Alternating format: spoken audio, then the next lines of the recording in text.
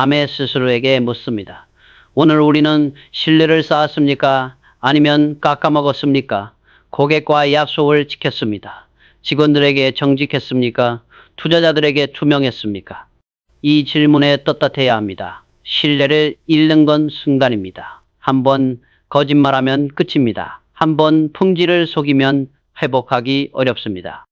그래서 항상 경계해야 합니다. 작은 것도 소홀히 하면 안 됩니다. 숫자에만 집착하는 기업들이 있습니다. 분기마다 실적에 급급합니다. 단기 이익을 위해 품질을 낮춥니다. 비용을 줄이려고 직원을 함부로 대합니다. 숫자는 잠깐 좋아 보입니다. 그런데 결국 무너집니다. 신뢰를 잃었기 때문입니다. 삼성은 다릅니다. 신뢰를 최우선으로 둡니다. 단기 이익보다 장기 신뢰를 택합니다. 때로는 손해를 봅니다. 그래도 약속을 지킵니다. 품질을 지킵니다. 그래서 오래갑니다. 앞으로도 마찬가지입니다.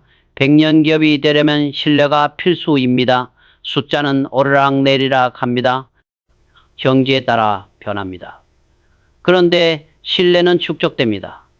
시간이 지날수록 강해집니다. 숫자에만 매달리지 마십시오. 신뢰를 쌓으십시오. 약속을 지키십시오. 정직하십시오. 투명하십시오. 그러면 숫자는 자연스럽게 따라옵니다. 신뢰가 있는 기업이 오래갑니다. 돈은 문제 해결의 대가입니다. 고객이 불편함을 느낍니다. 누군가 그걸 해결해 줍니다. 고객은 기꺼이 돈을 냅니다. 단순한 원리입니다. 그런데 대부분은 고객의 진짜 문제를 보지 못합니다. 겉으로 드러난 것만 봅니다. 진짜 문제는 깊숙이 숨어 있습니다. 고객 스스로도 모를 때가 많습니다. 불편하다는 건 압니다. 그런데 왜 불편한지 정확히 모릅니다. 여기서 통찰이 필요합니다. 표면 아래를 볼 수 있는 능력이 필요합니다. 고객이 사는 것은 제품이 아니라 문제 해결이다. 제품은 수단일 뿐입니다. 목적은 문제 해결입니다. 문제를 정확히 파악하는 사람이 성공합니다. 휴대폰 시장이 포화 상태였습니다. 모두가 휴대폰을 갖고 있었습니다. 더 이상 성장이 어려워 보였습니다. 경쟁사들은 가격을 낮췄습니다. 기능을 추가했습니다. 그런데 잘 안 팔렸습니다. 우리는 다르게 접근했습니다. 고객의 진짜 문제가 뭔지 파고들었습니다. 관찰했습니다. 인터뷰했습니다. 발견한 게 있었습니다. 사람들은 더 싼 휴대폰을 원하지 않았습니다. 더 많은 기능도 원하지 않았습니다. 진짜 문제는 따로 있었습니다.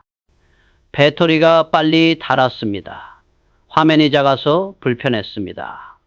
디자인이 투박했습니다. 이게 진짜 불편함이었습니다.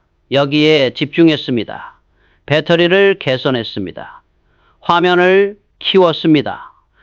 디자인을 세련되게 만들었습니다. 결과는 어땠습니까? 대성공이었습니다. 가격이 비쌌습니다. 그런데 잘 팔렸습니다. 고객의 진짜 문제를 해결했기 때문입니다. 돈이 움직였습니다. 시장 점유율이 올라갔습니다. 지금도 마찬가지입니다. 시장을 보면 비슷한 제품이 넘칩니다. 차별성이 없어 보입니다. 그런데 자세히 보면 다릅니다. 고객 문제를 정확히 파악한 제품이 있습니다. 그런 제품이 팔립니다. 밤에 고민합니다. 우리는 고객의 진짜 문제를 알고 있습니까? 겉으로 드러난 요구만 듣고 있진 않습니까? 더 깊이 파고들어야 하지 않습니까? 문제의 본질을 봐야 합니다. 문제를 찾는 방법은 단순합니다. 고객을 관찰하면 됩니다. 어디서 불편해하는지 봅니다. 어디서 시간을 낭비하는지 봅니다. 어디서 짜증을 내는지 봅니다. 그게 문제입니다. 거기에 기회가 있습니다. 설문조사로는 부족합니다. 고객은 자기 문제를 정확히 표현하지 못합니다. 직접 봐야 합니다. 그들이 생활 속으로 들어가야 합니다. 제품을 어떻게 쓰는지 관찰해야 합니다. 그래야 진짜 문제가 보입니다. 많은 기업들이 실패하는 이유가 있습니까? 고객 문제를 잘못 봤기 때문입니다. 자기들이 만들고 싶은 것만 만듭니다. 고객이 원하지 않는 기능을 넣었습니다. 진짜 문제는 방치합니다. 그래서 안 팔립니다. 돈을 벌고 싶다면 단순합니다. 고객 문제를 정확히 파악하십시오. 그리고 해결하십시오. 돈은 자연스럽게 따라옵니다. 문제가 클수록 돈도 많이 옵니다. 문제 해결자가 시장을 지배합니다. 고객의 말만 듣지 마십시오. 행동을 보십시오. 불편해하는 지점을 찾으십시오. 그게 기회입니다. 정확히 파악하십시오. 제대로 해결하십시오. 그러면 돈이 움직입니다. 문제를 보는 사람이 불을 만듭니다. 질문 없는 조직은 죽은 조직입니다. 모두가 시키는 일만 합니다. 의문을 품지 않습니다. 왜 이렇게 하는지 묻지 않습니다. 관행을 따릅니다. 이런 조직은 미래가 없습니다. 변화할 수 없습니다. 질문이 필요합니다. 그것도 용기 있는 질문이 필요합니다. 불편한 질문 말입니다. 현재를 의심하는 질문 말입니다. 왜 이 방식으로 하는가? 더 나은 방법은 없는가? 고객은 정말 만족하는가? 이런 질문들 말입니다. 질문 없는 기업은 존재할 가치가 없습니다. 질문이 혁신을 만듭니다. 질문이 미래를 엽니다. 삼성은 가전제품 조립회사였습니다. 남들이 만든 부품을 가져와서 조립했습니다. 그럭저럭 먹고 살았습니다. 그런데 질문을 던졌습니다. 이대로 괜찮은가? 평생 조립만 할 건가?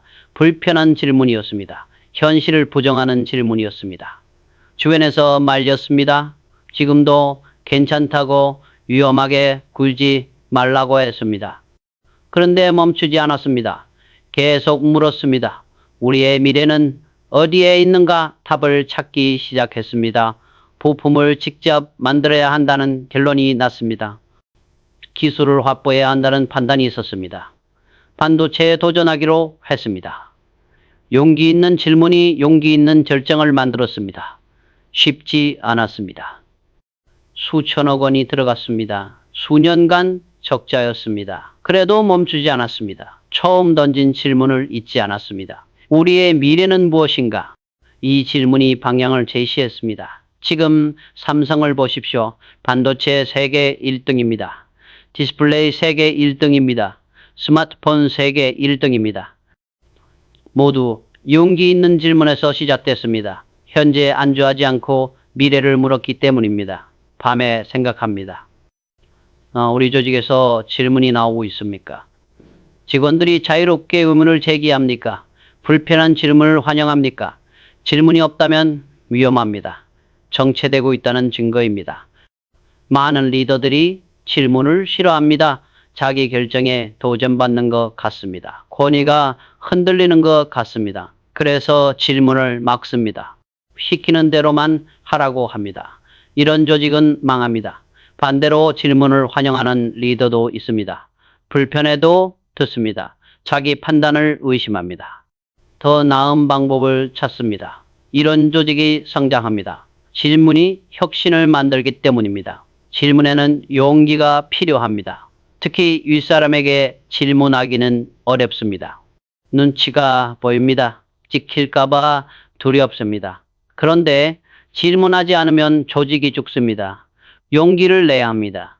리더는 질문을 장려해야 합니다. 불편한 질문일수록 귀담아 들어야 합니다. 질문한 사람을 보호해야 합니다. 그래야 더 많은 질문이 나옵니다. 질문이 많은 조직이 혁신적인 조직입니다. 어떤 질문을 해야 합니까? 현재를 의심하는 질문입니다. 더 나은 방법을 찾는 질문입니다. 고객 관점의 질문입니다. 미래를 준비하는 질문입니다.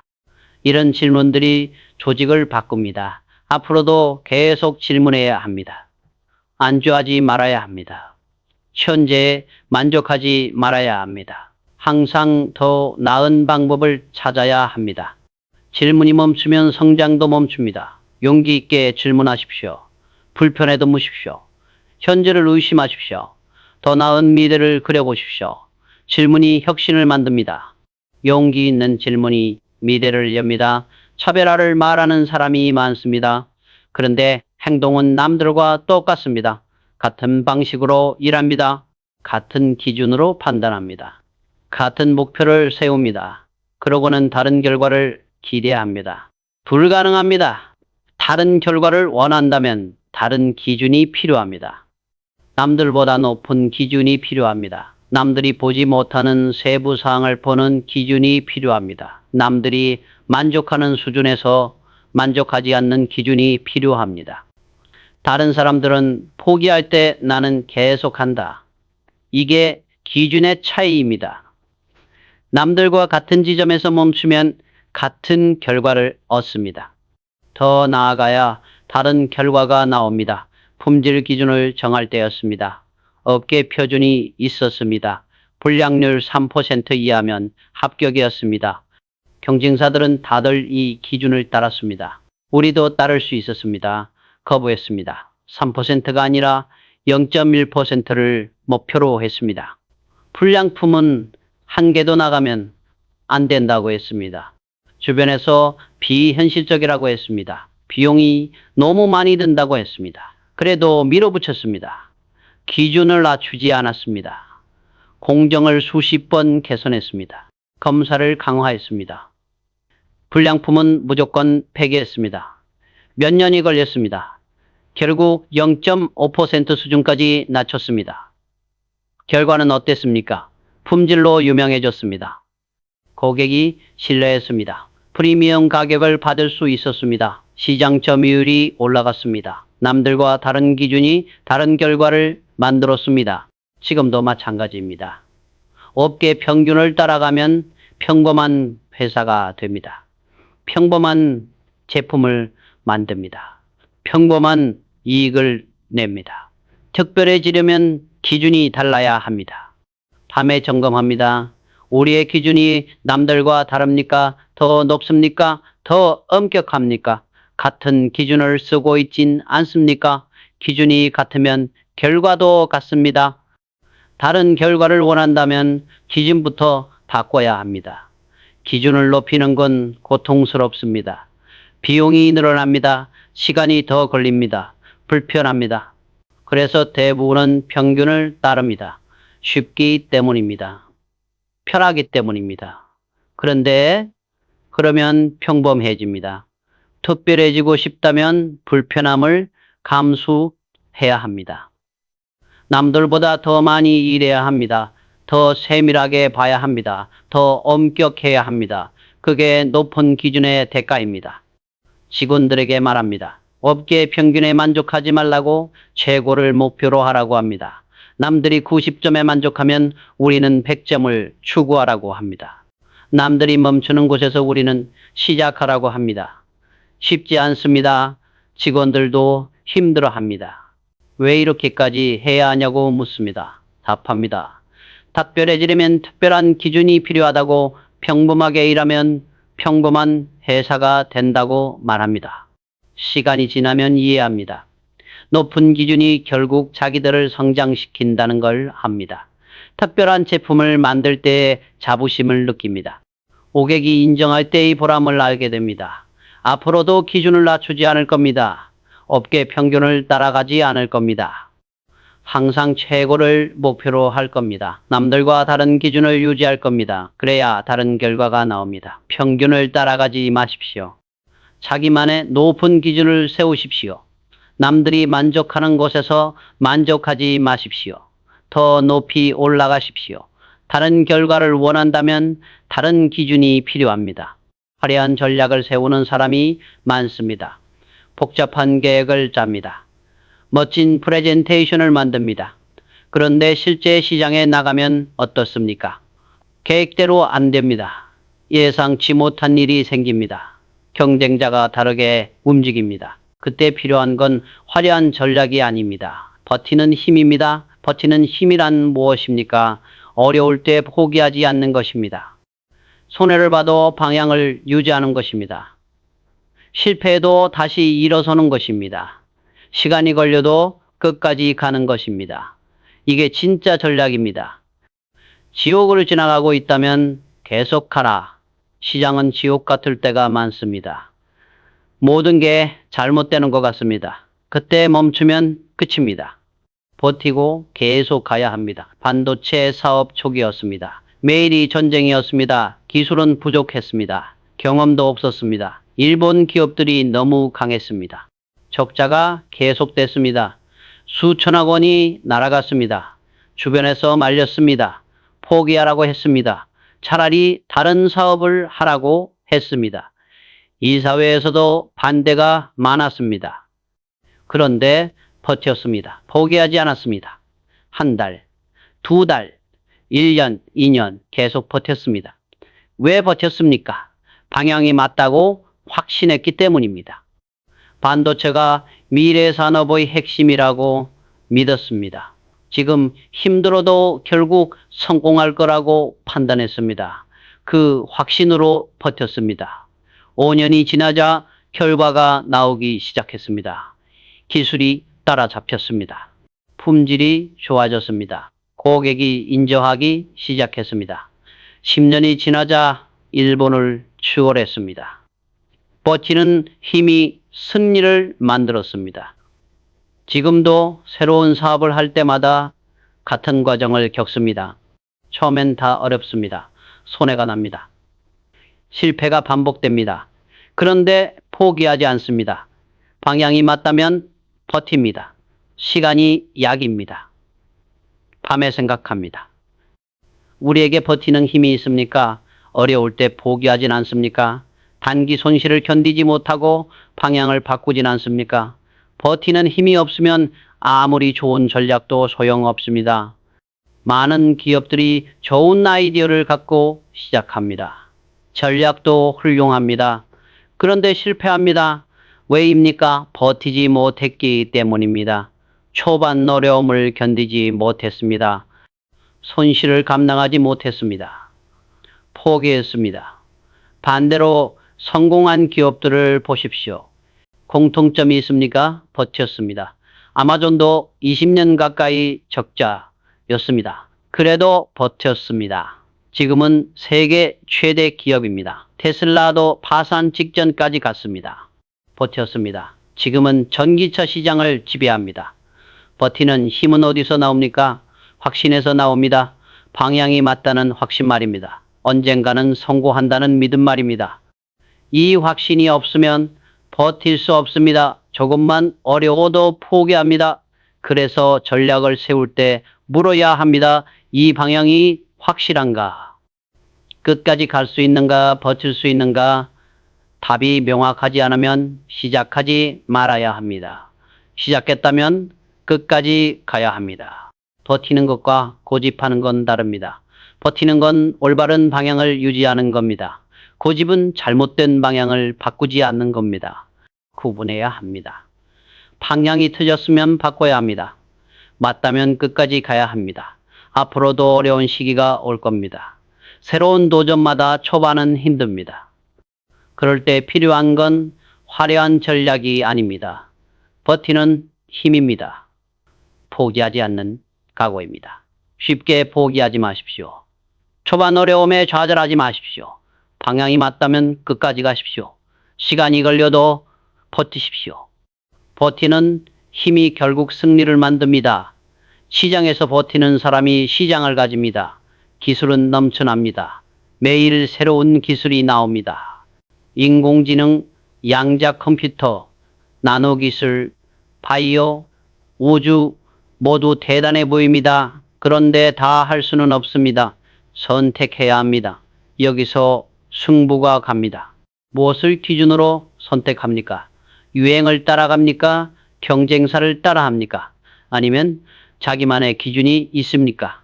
기준 없이 선택하면 실패합니다. 명확한 기준이 있어야 성공합니다. 집중이란 좋아 보이는 것에 예라고 하는 게 아니라 아니오라고 하는 것이다. 무엇을 하지 않을지 정하는 게 더 중요합니다. 그러려면 기준이 필요합니다. 인터넷 붐이 이렇습니다. 모든 기업이 인터넷 사업에 뛰어들었습니다. 우리에게도 제한이 쏟아졌습니다. 포털 사이트를 만들자, 전자상거래를 하자, 온라인 게임을 하자, 모두 좋아 보였습니다. 고민했습니다. 다 할 수는 없었습니다. 선택 기준을 정했습니다. 첫째, 우리의 강점을 살릴 수 있는가? 둘째, 10년 후에도 필요한 기술인가? 셋째, 세계 시장에서 경쟁할 수 있는가? 이 세 가지 기준으로 걸렀습니다. 대부분이 탈락했습니다. 포털은 우리 강점이 아니었습니다. 게임도 마찬가지였습니다. 남은 건 하드웨어와 관련된 것들이었습니다. 반도체, 디스플레이, 통신 장비 여기에 집중했습니다. 결과는 어땠습니다? 성공했습니다. 반도체는 세계 1등이 됐습니다. 디스플레이도 1등입니다. 스마트폰도 1등입니다. 만약 기준 없이 이것저것 다 했다면 어땠을까요? 아마 다 중간쯤 갔을 겁니다. 지금도 선택의 순간이 옵니다. 새로운 기술이 계속 나옵니다. 모두 투자하라고 합니다. 그런데 기준이 있습니다. 우리의 강점과 맞는가, 장기적 가치가 있는가, 세계 시장에서 이길 수 있는가, 이 기준으로 판단합니다. 밤에 점검합니다. 우리의 선택 기준이 명확합니까? 일관성이 있습니까? 기준 없이 감으로 결정하진 않습니까? 기준이 흔들리면 선택도 흔들립니다. 결과도 흔들립니다. 많은 기업들이 기준 없이 선택합니다. 유행을 따라갑니다. 남들이 하니까 따라합니다. 언론이 떠드니까 뛰어듭니다. 이런 식으로는 성공할 수 없습니다. 자기만의 명확한 기준이 필요합니다. 기준을 세우는 건 쉽지 않습니다. 자기를 정확히 알아야 합니다. 강점이 뭔지 알아야 합니다. 약점이 뭔지 알아야 합니다. 시장을 이해해야 합니다. 미래를 예측해야 합니다. 이런 것들이 모여서 기준이 종됩니다. 기준은 단순해야 합니다. 복잡하면 실행이 어렵습니다. 서너 가지면 충분합니다. 그 기준을 모든 선택에 적용하면 됩니다. 일관성이 생깁니다. 방향이 명확해집니다. 기준은 흔들리지 말아야 합니다. 상황이 바뀌어도 기본 기준은 유지해야 합니다. 그래야 장기적 전략이 가능합니다. 기준이 자주 바뀌면 방향을 잃습니다. 앞으로도 선택의 순간은 계속 옵니다. 새로운 기술은 끊임없이 나타납니다. 그때마다 기준으로 판단해야 합니다. 감정이나 유행이 아니라 명확한 기준으로 선택해야 합니다. 기술을 모으는데 집중하지 마십시오. 선택 기준을 세우는데 집중하십시오. 명확한 기준이 있으면 선택은 쉽습니다. 올바른 기술을 고를 수 있습니다.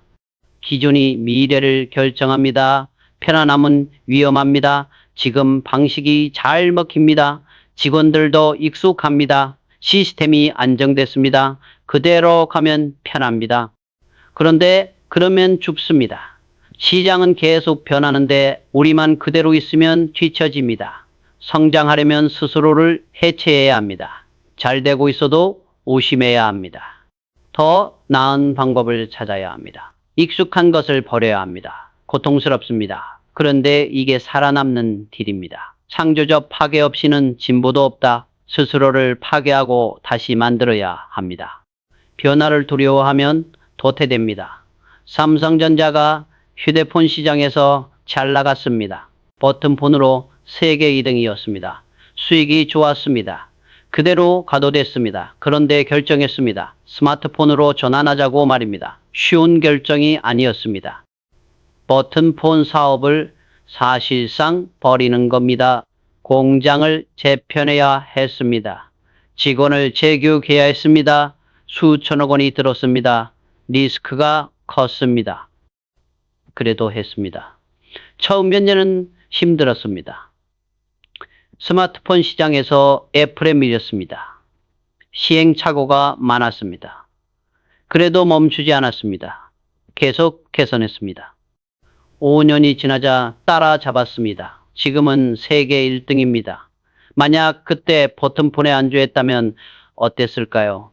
지금쯤 노키아처럼 사라졌을 겁니다. 스스로를 해체하고 다시 만들었기 때문에 살아남았습니다. 지금도 마찬가지입니다.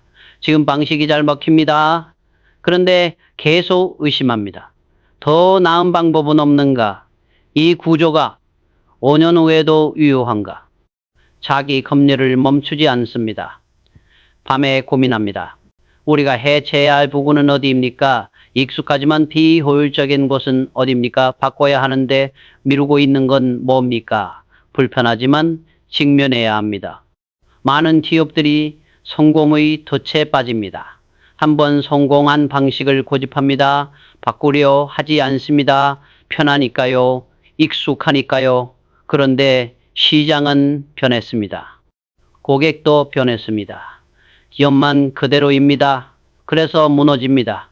해체는 용기가 필요합니다. 지금 잘 되는 걸 버리기는 어렵습니다. 미래가 불확실한데 현재를 포기하는 건 두렵습니다. 그런데 해야 합니다. 안 하면 결국 시장이 우리를 해체합니다. 어떻게 해체합니까? 현재에 만족하지 마십시오. 늘 더 나은 방법을 찾으십시오. 성공한 방식도 의심하십시오. 변화를 두려워하지 마십시오. 고통스러워도 바꾸십시오.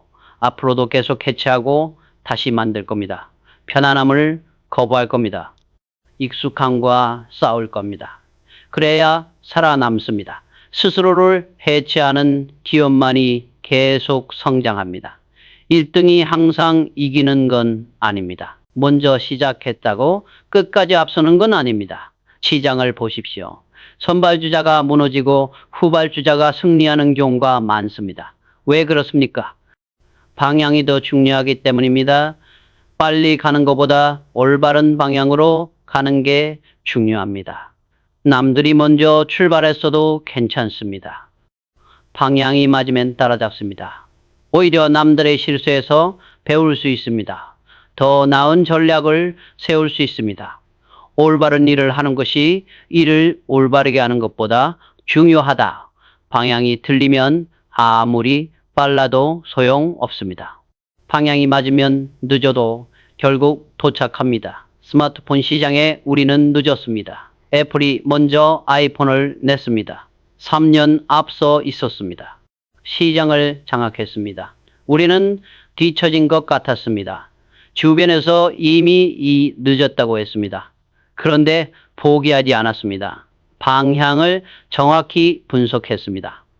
스마트폰 시장이 어디로 가는지 봤습니다. 고객이 무엇을 원하는지 연구했습니다. 애플의 약점이 무엇인지 파악했습니다. 발견한 게 있었습니다. 큰 화면을 원하는 사람들이 많았습니다. 다양한 가격대가 필요했습니다. 배터리가 더 오래 가야 했습니다. 여기에 집중했습니다. 방향을 잡았습니다. 5년이 걸렸습니다. 그동안 계속 개선했습니다. 제품을 다양화했습니다. 화면을 키웠습니다. 배터리를 개선했습니다. 천천히 따라잡았습니다. 결국 시장 점유율 1등이 됐습니다. 늦게 시작했지만 이겼습니다. 왜입니까? 방향이 맞았기 때문입니다. 고객이 원하는 방향으로 갔습니다. 시장 흐름을 정확히 읽었습니다. 속도보다 방향이 중요했습니다. 지금도 새로운 시장에 진입할 때 늦을 때가 있습니다. 경쟁자들이 먼저 시작합니다. 불안합니다. 그런데 방향부터 확인합니다. 시장이 어디로 가는지 봅니다. 방향이 맞으면 시작합니다. 늦어도 괜찮습니다. 밤에 생각합니다. 우리의 방향이 정확합니까? 늦었다고 조급해하진 않습니까? 속도에만 집착하진 않습니까? 방향을 확인하지 않고 무작정 달리진 않습니까? 방향이 틀리면 빨라도 실패합니다. 많은 기업들이 속도에 집착합니다. 먼저 출시해야 한다고 생각합니다. 선점이 중요하다고 믿습니다. 물론 때로는 맞습니다. 그런데 방향이 틀리면 의미 없습니다. 역사를 보십시오. 마이스페이스가 페이스북보다 먼저였습니다. 그런데 졌습니다. 야후가 구글보다 먼저였습니다. 그런데 졌습니다. 노키아가 애플보다 먼저 스마트폰을 만들었습니다. 그런데 졌습니다. 왜입니까? 방향이 틀렸기 때문입니다. 반대로 후발주자가 이긴 경우도 많습니다. 구글은 검색 엔진 시장에 늦게 들어왔습니다. 그런데 방향이 달랐습니다. 검색 품질에 집중했습니다. 이겼습니다. 넷플릭스도 늦었습니다. 그런데 방향이 맞았습니다. 스트리밍에 집중했습니다. 이겼습니다. 늦었다고 좌절할 필요 없습니다. 중요한 건 방향입니다. 시장을 정확히 읽으십시오. 고객을 이해하십시오. 올바른 방향을 찾으십시오. 그리고 집중하십시오. 선발주자의 실수를 보십시오. 무엇이 부족한지 파악하십시오. 고객의 불만이 무엇인지 들으십시오. 거기에 답이 있습니다. 더 나은 방향을 찾을 수 있습니다. 조급해하지 마십시오. 남들이 먼저 갔다고 불안해하지 마십시오. 방향부터 확인하십시오. 맞는 방향이면 시작하십시오. 천천히 가도 괜찮습니다. 방향이 맞으면 결국 따라잡습니다. 늦게 출발해도 올바른 방향으로 가는 사람이 승리합니다. 삼성 SDI를 아는 사람이 많지 않습니다. 배터리를 만드는 회사입니다.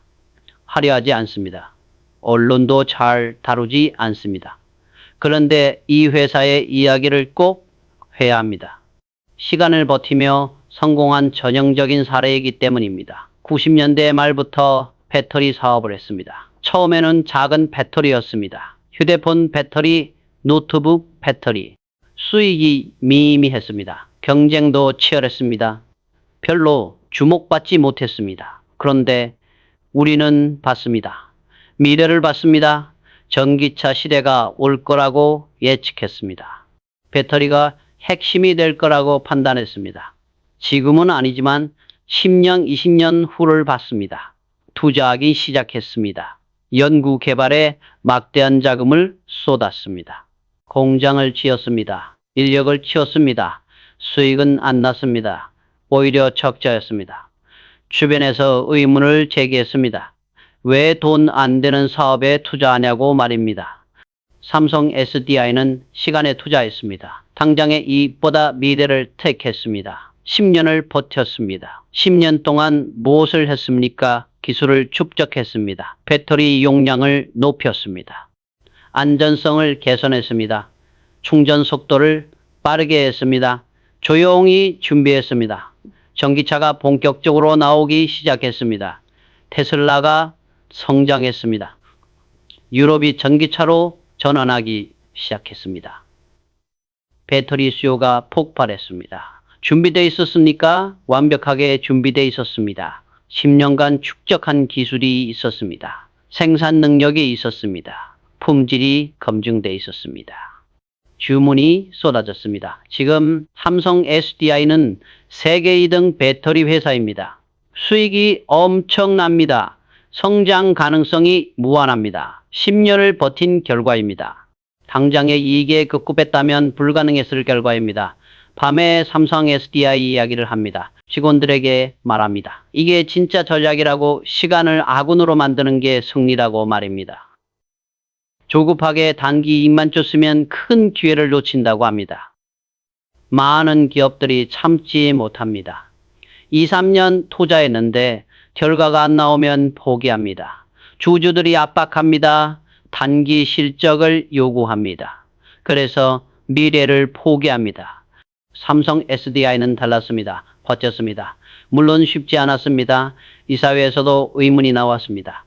언제까지 적자를 감수할 거냐고 물었습니다. 확신이 필요했습니다. 방향이 맞다는 확신 말입니다. 그 확신으로 버텼습니다. 지금 다른 사업도 마찬가지입니다. 바이오가 그렇습니다. 당장은 수익이 적습니다.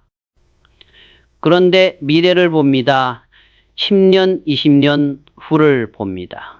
지금 투자하면 나중에 거둡니다. 삼성 SDI가 증명했습니다. 시간은 자산입니다. 조급함은 적입니다. 빨리 결과를 내려고 조급해하면 큰 기회를 놓칩니다. 천천히 가도 괜찮습니다. 방향이 맞으면 시간이 증명해집니다. 앞으로도 새로운 분야에 투자할 겁니다. 당장 수익은 안 날 겁니다. 그래도 할 겁니다. 삼성 SDI처럼 시간을 아군으로 만들 겁니다. 10년, 20년을 내다보고 움직일 겁니다. 조급해하지 마십시오. 당장의 이익에 급급하지 마십시오. 미래를 보십시오. 시간을 투자하십시오. 버티십시오. 삼성 SDI가 보여줬습니다. 시간을 버틴 사람이 결국 승리합니다. 실패는 배움입니다. 실패하면 무엇이 틀렸는지 압니다. 고칠 수 있습니다. 다음에는 더 잘할 수 있습니다. 실패는 혁신의 친구입니다. 진짜 적은 따로 있습니다. 자만입니다. 자만이란 무엇입니까? 지금 잘 되고 있다고 착각하는 겁니다. 더 이상 배울 게 없다고 생각하는 겁니다. 우리가 최고라고 믿는 겁니다. 이런 순간 혁신이 멈춥니다. 성장이 멈춥니다. 솔로는 말했습니다. 오만은 몰락의 시작이라고 말입니다. 기업도 마찬가지입니다. 자만하는 순간 내리막이 시작됩니다. T장은 자만을 용서하지 않습니다. 삼성전자가 휴대폰 시장에서 잘 나갔습니다. 세계 2등이었습니다. 직원들이 자신감을 가졌습니다. 좋았습니다. 그런데 일부는 자만했습니다. 회의에서 들었습니다. 우리가 최고입니다. 경쟁사는 따라올 수 없습니다. 지금 방식이 완벽합니다. 이런 말들이 나왔습니다. 위험 신호였습니다. 자만의 시작이었습니다. 즉시 개입했습니다. 회의를 중단시켰습니다. 직원들에게 말했습니다. 우리는 아직 멀었습니다. 애플을 보십시오. 소니를 보십시오. 우리보다 훨씬 앞서 있습니다. 자만하는 순간 우리는 끝입니다. 자만을 경계했습니다. 성공할 때마다 더 조심했습니다. 실적이 좋을 때마다 더 긴장했습니다. 직원들에게 계속 말했습니다. 우리는 아직 부족하다고, 더 배워야 한다고, 계속 개선해야 한다고 말입니다. 쉽지 않았습니다. 사람들은 성공하면 자만합니다. 자연스러운 현상입니다. 그런데 이걸 막아야 합니다. 리더의 역할입니다. 끊임없이 경계해야 합니다. 밤에 스스로에게 묻습니다. 나는 자만하고 있지 않은가? 우리 조직의 자만에 빠지진 않았는가? 성공에 취해 있진 않은가? 자만의 징후가 보이면 즉시 조치합니다. 자만의 징후는 무엇입니까? 비판을 거부합니다. 새로운 의견을 무시합니다. 배우려 하지 않습니다. 과거 성공만 이야기합니다. 경쟁자를 깔봅니다. 이런 징후가 보이면 위험합니다. 자만을 막는 방법은 단순합니다.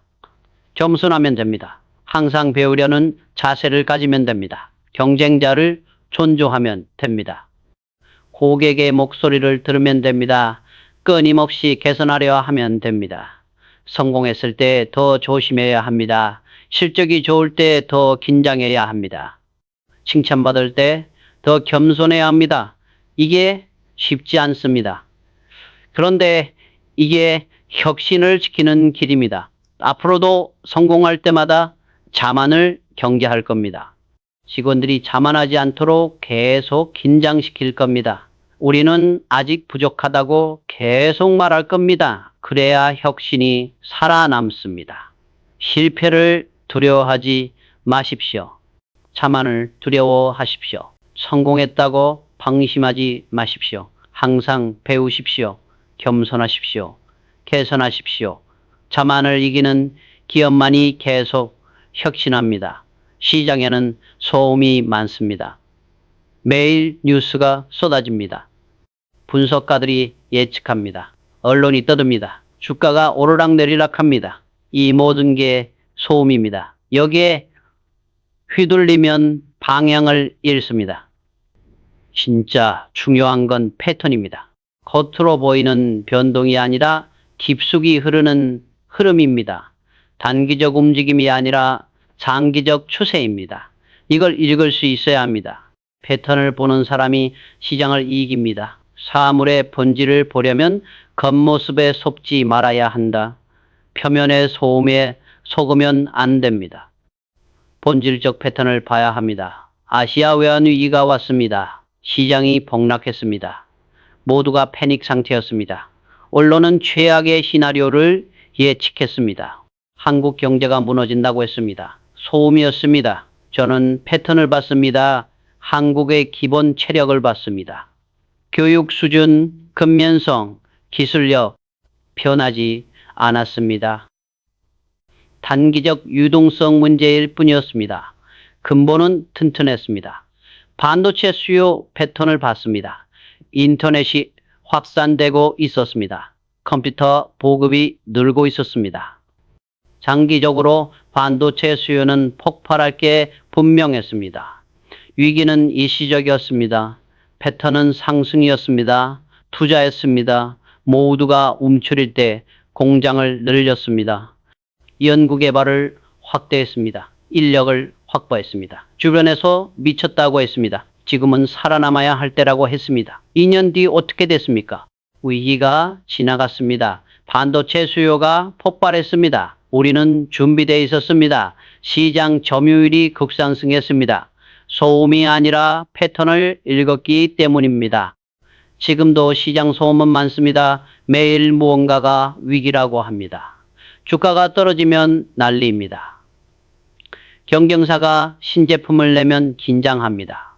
이 모든 게 단기 소음입니다. 밤에 점검합니다. 우리는 소음에 휘둘리고 있지 않습니까? 장기 패턴을 보고 있습니까? 본질을 파악하고 있습니까? 소음에 반응하면 전략이 흔들립니다. 패턴에 집중해야 합니다. 패턴은 어떻게 읽습니까? 장기 데이터를 봅니다. 5년, 10년 추세를 분석합니다. 단기 변동은 무시합니다. 근본적 변화를 찾습니다. 기술 발전 방향을 봅니다. 소비자 행동 변화를 연구합니다. 예를 들어 지금 전기차 시장을 보십시오. 매일 뉴스가 나옵니다. 어떤 회사가 신차를 냈다, 배터리가 폭발했다, 판매가 부진하다. 소음입니다. 진짜 패턴은 뭡니까? 장기적으로 내연기관에서 전기로 전환되고 있습니다. 이게 패턴입니다. 단기적으로 판매가 부진할 수 있습니다. 기술 문제가 생길 수 있습니다. 그런데 장기 패턴은 변하지 않습니다.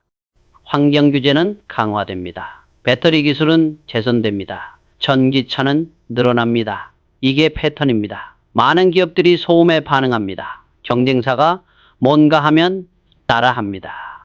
주가가 떨어지면 패닉합니다. 언론 보도에 일희일비합니다. 이러면 방향을 잃습니다. 전략이 없어집니다. 반대로 패턴을 잇는 기업은 흔들리지 않습니다. 단기 변동을 무시합니다. 장기 방향에 집중합니다. 소음 속에서도 길을 잃지 않습니다. 결국 이깁니다. 패턴을 읽으려면 인내가 필요합니다. 즉각적 반응을 참아야 합니다. 시간을 들여 분석해야 합니다. 데이터를 축적해야 합니다. 성급하게 판단하면 소음에 속습니다. 앞으로도 시장 소음은 계속될 겁니다. 매일 뭔가 일어날 겁니다. 그럴 때마다 물어야 합니다. 이게 소음입니까? 패턴입니까? 단기 변동입니까? 장기 추세입니까? 패턴만 따라가면 됩니다. 소음에 반응하지 마십시오. 뉴스에 일희일비하지 마십시오. 패턴을 보십시오. 장기 추세를 읽으십시오. 본질적 변화를 파악하십시오. 소음은 지나갑니다. 패턴은 남습니다. 패턴을 읽는 사람이 시장을 지배합니다. 미래는 예측할 수 없습니다. 무슨 일이 일어날지 아무도 모릅니다. 어떤 기술이 나올지 확실하지 않습니다. 어떤 위기가 올지 알 수 없습니다. 그런데 한 가지는 확실합니다. 준비한 사람만 기회를 잡는다는 겁니다. 미래는 불공평해 보입니다. 어떤 사람은 운이 좋습니다. 어떤 기업은 타이밍이 좋습니다.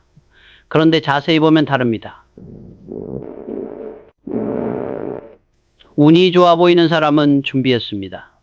타이밍이 좋은 기업은 기다렸습니다. 준비한 사람에게 미래는 공평합니다. 기회는 누구에게 나옵니다. 그런데 준비된 사람만 잡습니다.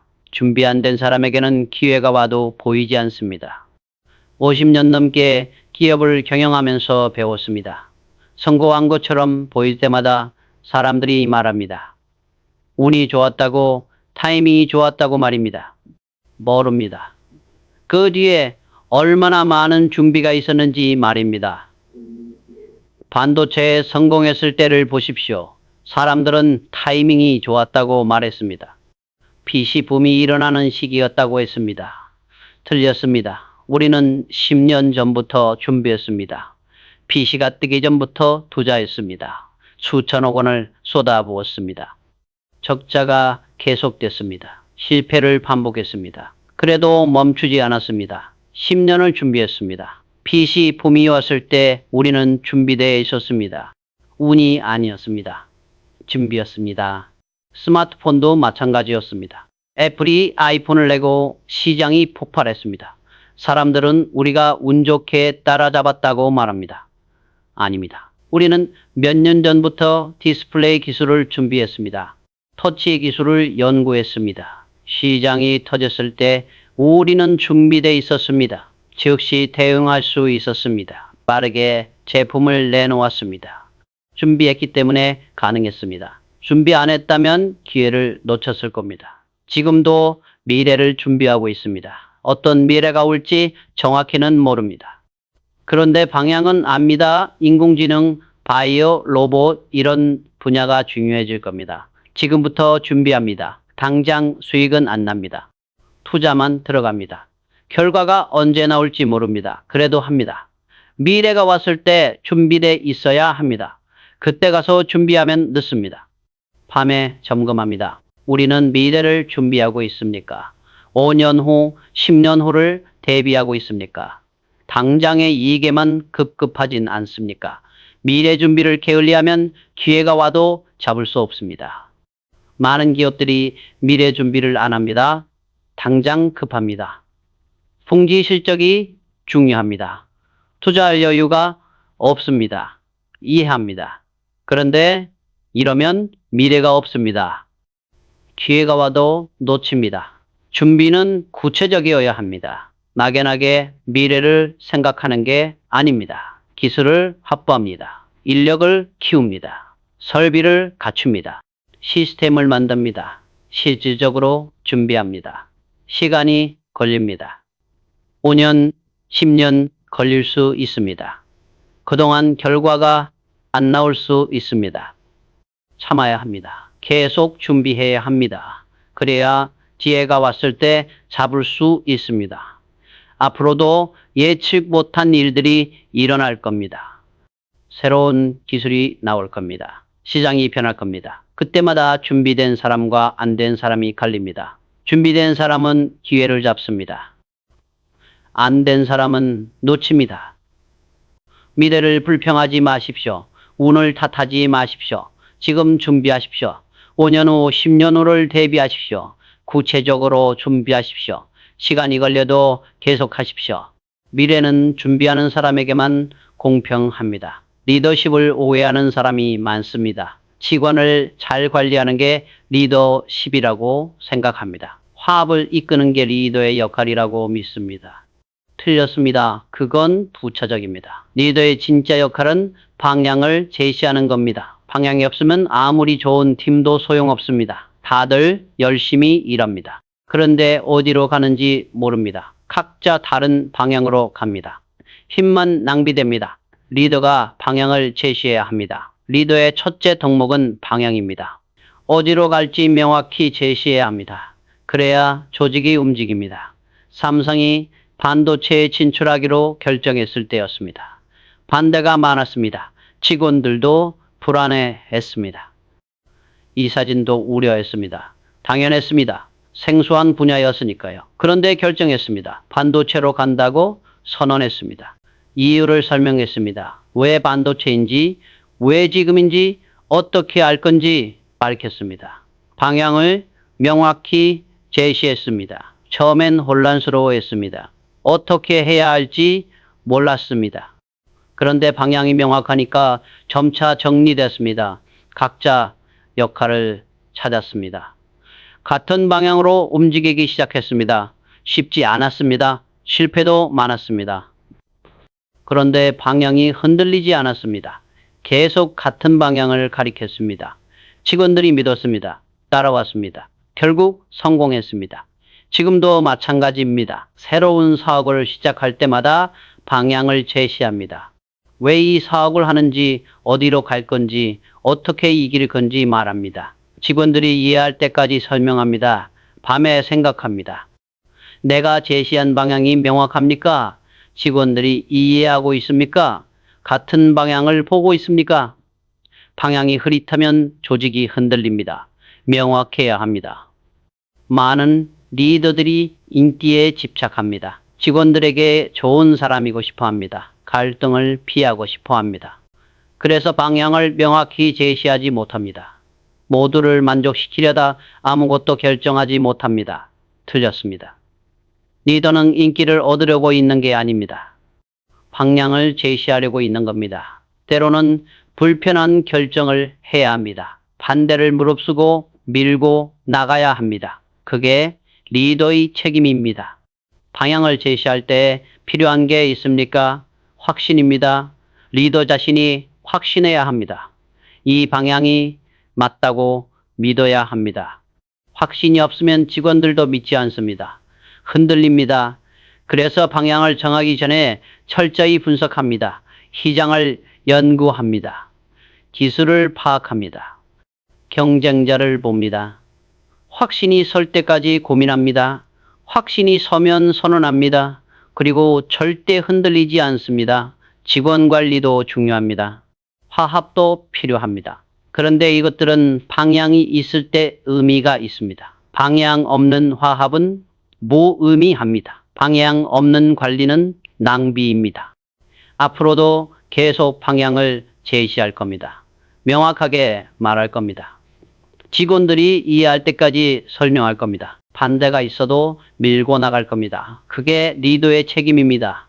인기를 구하지 마십시오. 방향을 제시하십시오. 명확하게 말하십시오. 확신을 가지고 밀고 나가십시오.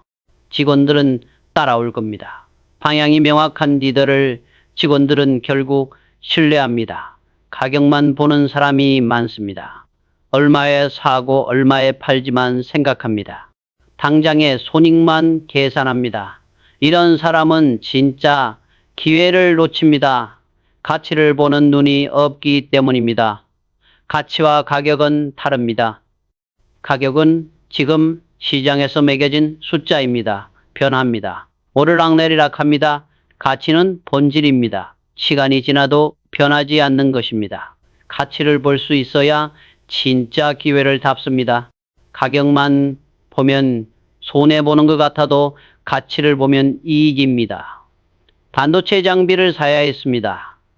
가격이 엄청났습니다. 수백억 원이었습니다. 재무팀에서 반대했습니다. 너무 비싸다고 했습니다. 투자 대비 수익이 안 나온다고 계산했습니다. 가격만 보면 맞는 말이었습니다. 당장은 손해였습니다. 그런데 저는 가치를 봤습니다. 이 장비로 만들 제품의 가치를 봤습니다. 축적될 기술의 가치를 봤습니다. 10년 후에 가치를 봤습니다. 샀습니다. 비쌌습니다. 단기적으로는 손실이었습니다. 그런데 가치가 있었습니다. 그 장비로 기술을 배웠습니다. 노하우를 쌓았습니다. 인력을 키웠습니다. 10년 뒤 그 가치가 수천억 원의 이익으로 돌아왔습니다. 지금도 투자 결정을 할 때 가치를 봅니다. 당장의 가격이 아니라 장기적 가치를 판단합니다. 지금 비싸 보여도 가치가 있으면 투자합니다. 지금 싸 보여도 가치가 없으면 안 합니다. 밤에 고민합니다. 우리는 가치를 제대로 평가하고 있습니까? 가격에만 집착하진 않습니까? 단기 손익만 계산하진 않습니까? 가치를 놓치면 진짜 기회를 놓칩니다. 많은 기업들이 가격에만 집중합니다. 싼 것만 찾습니다. 당장의 비용만 줄이려 합니다. 그러다 가치 있는 투자를 놓칩니다. 경쟁자가 그 기회를 잡습니다. 인재 채용도 마찬가지입니다. 연봉만 보는 기업이 있습니다. 싼 사람을 뽑으려 합니다. 틀렸습니다. 가치를 봐야 합니다. 이 사람이 회사에 가져올 가치를 봐야 합니다. 연봉이 비싸도 가치가 크면은 이익입니다. 기술 투자도 그렇습니다. 당장 수익이 안 나는 기술이 많습니다. 비용만 들어갑니다. 가격으로만 보면 손해입니다. 그런데 가치를 보면 다릅니다. 미래 경쟁력입니다. 10년 후의 수익입니다. 가치를 보는 눈은 어떻게 기릅니까? 장기적으로 생각하면 됩니다. 지금만 보지 말고 5년, 10년 후를 봅니다. 숫자만 보지 말고 본질을 봅니다. 표면만 보지 말고 깊이를 봅니다. 시장을 보십시오. 가격만 보는 사람은 단기 매매나 합니다. 가치를 보는 사람은 장기 투자를 합니다. 누가 더 큰 부를 만듭니까? 가치 투자자입니다. 워런 버핏이 증명했습니다. 기업도 마찬가지입니다. 가격만 보는 기업은 단기 이익에 급급합니다. 가치를 보는 기업은 장기 성장을 만듭니다. 누가 오래 갑니까? 가치를 아는 기업입니다. 앞으로도 가치 중심으로 판단할 겁니다. 당장의 가격이 비싸도 가치가 있으면 투자할 겁니다. 단기 손실을 감수하더라도 장기 가치를 추구할 겁니다. 그게 진짜 기회를 잡는 길입니다. 가격에 속지 마십시오. 가치를 보십시오. 단기가 아니라 장기를 보십시오. 숫자가 아니라 본질을 보십시오. 가치를 보는 눈이 생기면 기회가 보입니다. 가치를 아는 사람이 진짜 부를 만듭니다. 매일 선택의 순간이 옵니다. 어떤 프로젝트를 할지, 누구를 뽑을지, 어디에 투자할지 결정해야 합니다. 이때 기준이 없으면 어떻게 됩니까? 감으로 선택합니다. 기분으로 결정합니다. 도박입니다. 기준이 있으면 다릅니다. 같은 잣대로 평가할 수 있습니다. 일관성이 생깁니다. 실수가 줄어듭니다. 옳은 선택을 할 확률이 높아집니다. 기준이 있는 선택과 없는 선택은 완전히 다릅니다. 우수함은 행위가 아니라 습관이다. 기준도 마찬가지입니다. 한번 잘 선택하는 게 아닙니다. 늘 기준에 따라 선택하는 습관이 필요합니다. 40년 넘게 수많은 선택을 했습니다. 크고 작은 결정들이었습니다. 처음엔 실수가 많았습니다. 감으로 결정했기 때문입니다. 어떤 건 잘 됐습니다. 어떤 건 실패했습니다. 운이었습니다. 깨달았습니다. 이러면 안 되겠다고 생각했습니다. 기준을 만들기 시작했습니다. 투자 결정 기준, 인재 채용 기준, 사업 진출 기준 하나씩 정리했습니다. 예를 들어 신규 사업 진출 기준을 만들었습니다. 첫째, 우리 핵심 역량과 관련이 있는가? 둘째, 10년 후에도 성장 가능한 시장인가? 셋째, 세계 시장에서 3위 안에 들 수 있는가? 이 세 가지 기준을 충족해야 합니다. 이 기준으로 수많은 제안을 걸렀습니다. 좋아하고 있는 사업도 많았습니다. 그런데 기준에 안 맞으면 거절했습니다. 처음엔 아쉬웠습니다. 기회를 놓치는 것 같았습니다. 시간이 지나니 알게 됐습니다. 기준에 맞지 않아 거절한 사업들이 대부분 실패했습니다. 기준이 나를 지켜줬습니다. 실수를 막아줬습니다. 감사했습니다. 지금도 모든 중요한 결정의 기준을 적용합니다. 기준에 맞는지 먼저 확인합니다. 맞으면 진행합니다. 안 맞으면 아무리 좋아 보여도 하지 않습니다. 기준을 흔들지 않습니다. 밤에 점검합니다.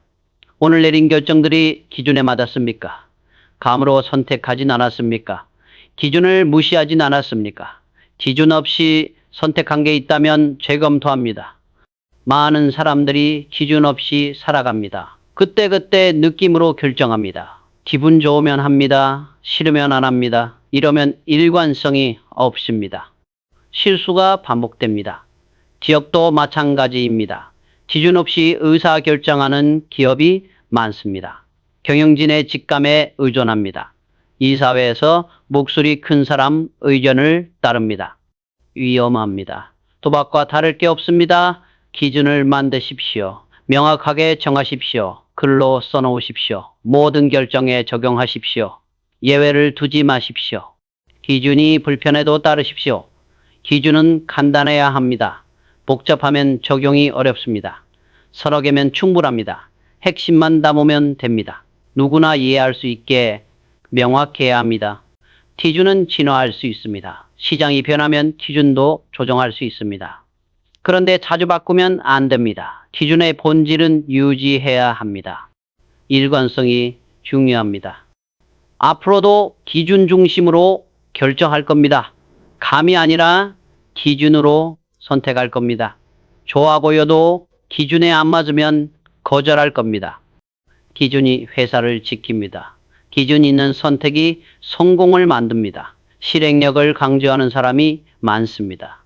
일단 하고 보자고 말합니다.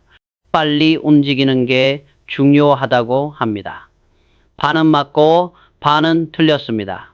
실행은 중요합니다. 그런데 더 중요한 건 정확한 실행입니다. 잘못된 방향으로 빨리 가면 어떻게 됩니까? 더 빨리 실패합니다. 엉뚱한 곳에 도착합니다. 속도보다 정확성이 먼저입니다. 정확하게 실행해야 합니다. 그래야 성공합니다. 빠른 실행보다 정확한 실행이 결국 더 빠릅니다. 제대로 하면 다시 할 필요가 없습니다. 반도체 칩을 생산할 때였습니다. 경쟁사들은 속도를 중시했습니다. 빨리 많이 만들었습니다. 생산량을 늘리는 데 집중했습니다. 우리도 그렇게 할 수 있었습니다. 거부했습니다.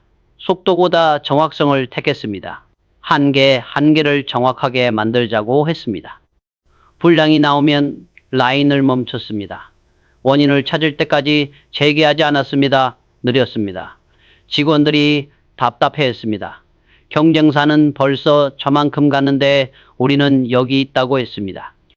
설득했습니다. 빨리 가다가 길을 잃는 것보다 느려도 정확하게 가는 게 낫다고 말입니다. 2년이 지나자 결과가 나왔습니다. 우리 제품의 불량률이 경쟁사의 10분의 1이었습니다.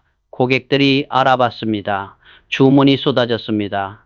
처음엔 느렸지만 결국 더 빨리 성장했습니다. 정확한 실행이 이겼습니다. 지금도 마찬가지입니다. 새 프로젝트를 시작할 때 빨리 하라고 하지 않습니다. 정확하게 하라고 합니다. 한 번에 제대로 하라고 합니다. 다시 하는 것만큼 낭비는 없습니다. 밤에 점검합니다. 오늘 우리의 실행이 정확했습니까? 빠르게만 하려고 하진 않았습니까? 품질을 희생하진 않았습니까? 정확성을 잃으면 결국 더 느려집니다. 많은 스타트업이 실패하는 이유를 압니까? 빠르게만 움직이기 때문입니다. 일단 출시하고 봅니다. 대충 만들어서 내놓습니다. 고객이 실망합니다. 신뢰를 잃습니다. 회복하기 어렵습니다. 반대로 성공하는 기업들을 보십시오. 정확하게 실행합니다. 애플을 보십시오. 느립니다. 신제품이 늦게 나옵니다. 그런데 나오면 완벽합니다. 고객이 만족합니다. 정확한 실행입니다. 정확한 실행에는 무엇이 필요합니까? 첫째, 명확한 기준입니다. 무엇이 정확한 건지 알아야 합니다. 둘째, 검증 시스템입니다. 제대로 했는지 확인해야 합니다. 셋째, 고치는 용기입니다. 잘못됐으면 다시 해야 합니다. 직원들을 교육할 때 강조합니다. 빨리 하는 것보다 제대로 하는 게 중요하다고 말입니다. 한 번에 정확하게 하는 습관을 들이라고 합니다. 대충 빨리 하는 습관은 그 회사를 망칩니다. 물론 속도도 중요합니다. 너무 느리면 기회를 놓칩니다. 균형이 필요합니다. 그런데 선택해야 한다면 정확성을 택해야 합니다. 정확하게 하는 습관이 생기면 속도는 저절로 빨라집니다. 프로세스를 정립하십시오. 어떻게 하는 게 정확한 방법인지 정하십시오. 표준을 만드십시오. 모두가 같은 방법으로 정확하게 일하게 하십시오. 처음엔 느립니다. 익숙해지면 빨라집니다. 검증을 빼먹지 마십시오. 실행했으면 확인하십시오. 제대로 됐는지 점검하십시오. 문제가 있으면 고치십시오. 이 단계를 생략하고 빨리 가려다가 더 큰 문제가 생깁니다. 앞으로도 정확한 실행을 추구할 겁니다. 속도 압박이 있어도 품질을 포기하지 않을 겁니다. 한 번에 제대로 하는 문화를 유지할 겁니다. 정확한 실행이 결국 가장 빠른 길입니다. 빨리만 하려 하지 마십시오. 정확하게 하십시오. 한 번에 제대로 하십시오. 검증하십시오. 틀렸으면 고치십시오. 정확한 실행의 습관이 성공을 만듭니다. 모두가 주목하는 시장은 이미 늦었습니다. 언론이 떠듭니다. 투자자가 몰립니다. 경쟁이 치열합니다. 진입해도 이익을 내기 어렵습니다. 진짜 기회는 다른 곳에 있습니다. 남들이 안 보는 곳에 있습니다. 남들이 안 보는 이유가 있습니까? 작아 보이기 때문입니다. 지금은 수익이 안 나기 때문입니다. 불확실해 보이기 때문입니다. 그래서 무시합니다. 그런데 거기서 새로운 시장이 태어납니다. 모두가 보는 곳을 피하고 아무도 안 보는 곳을 봐야 합니다. 모두가 PC 시장에 집중했습니다. 컴퓨터가 대세였습니다. 우리도 PC를 만들었습니다. 그런데 다른 곳도 봤습니다. 휴대폰 시장을 봤습니다. 당시 휴대폰은 작았습니다. 비쌌습니다. 일부 사람만 썼습니다. 시장 규모가 작았습니다. 대부분 기업이 무시했습니다. 미래가 없어 보였습니다. 우리는 달리 봤습니다. 모든 사람이 휴대폰을 가질 거라고 예측했습니다. 가격이 내려가면 보급될 거라고 판단했습니다. 지금은 작지만 10년 후엔 PC보다 클 시장이라고 믿었습니다. 투자했습니다.